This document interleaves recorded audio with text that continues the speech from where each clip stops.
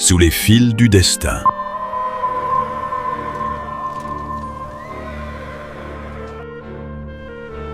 Au lendemain de la conquête de l'Angleterre, vers 1070, une œuvre silencieuse commence à naître entre les murs feutrés d'un atelier monastique.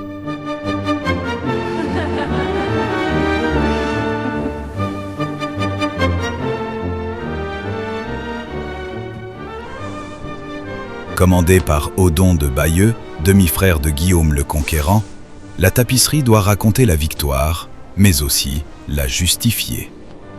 Sous la lumière tremblante des cierges, de jeunes moniales anglo-saxonnes, héritières d'un savoir ancien, brodent patiemment l'histoire imposée par les vainqueurs. Parmi elles, Ælfgifu, au regard grave, dont le père est tombé à Hastings. Chaque fil qu'elle tire est une blessure et une mémoire.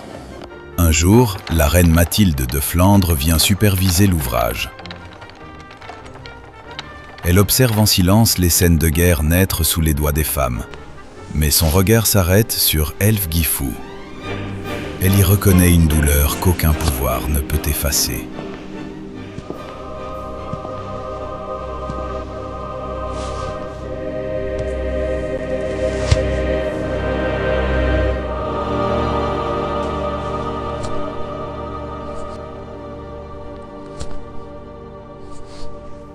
Entre la reine et la brodeuse naît une alliance fragile, presque secrète. Mathilde, loin des récits officiels, autorise discrètement la jeune femme à glisser dans les marges de la tapisserie des signes cachés. Un oiseau blessé, un enfant en pleurs, une main tendue.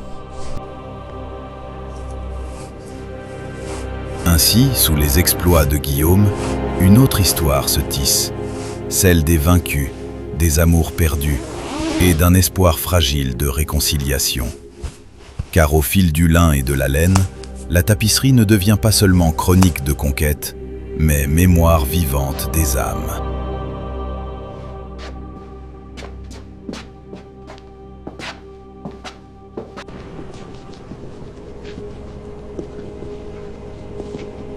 Chef-d'œuvre tissé dans le silence des cloîtres, la tapisserie de Bayeux célèbre à jamais le génie patient et la mémoire vivante des moniales bénédictines.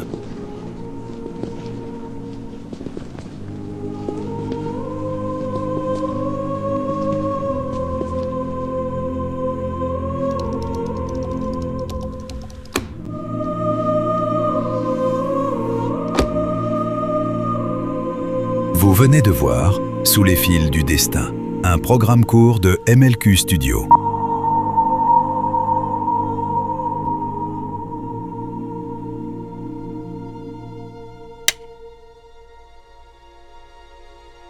Parce qu'un autre cinéma naît.